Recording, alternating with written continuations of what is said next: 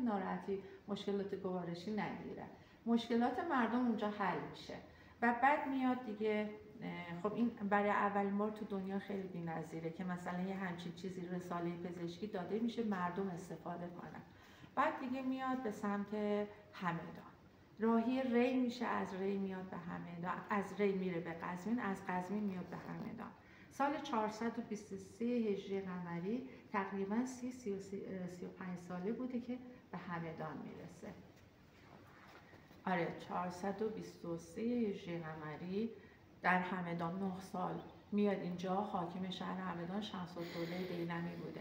شمس‌الدوله مریض بوده، بیماری قولنج داشته، قولنجی که بعداً خود بوعلی‌سینا بهش مبتلا میشه و خودش رو حالا از مداوای خودش جا میمونه، نه اینکه نمیتونه خودش رو مداوا کنه، جا میمونه.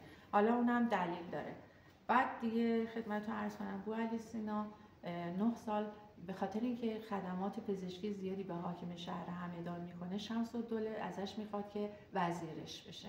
اینجا برای اولین بار بوعلی‌سینا کارهای سیاسی انجام میده و میاد وزیر میشه و 9 سال به خاطر این وزارتی که داشته و به خاطر اینکه خیلی تسلط داشته، سپاهی‌ها یک فرد دیگه‌ای به نام تاج‌الملک، وزیر دیگه شمس‌الدوله، بهش خیلی حسادت میکرده. سپاهی‌ها اون وزیر جنگ بوده. این سپاهی‌ها این وزارتی که داشته در اون زمان اینجوری بوده که گروه‌های سپاهیان 2 گروه بودن، یه گروهش رو بوعلی‌سینا تسلط داشته، یه گروهشون هم تاج‌الملک بوده. تاج‌الملک سپاهی‌های خودش رو علیه بوعلی‌سینا میشورونه.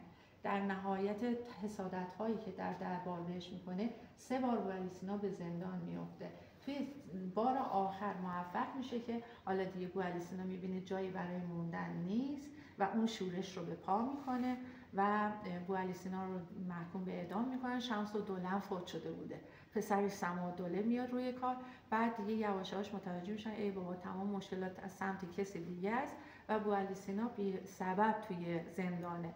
ولی خراجش رو برادر بوعلی‌سینا محمود بازرگان خیلی بزرگی شده بوده. اتفاقی میشنوه توی بازار همدان که یک شخصی به نام به اصطلاح حسین بوده. حسین سینا توی زندانش هم در روستای مزلقان اطراف شهر همدانی که یه چند فرسخی با همدان فاصله داشته.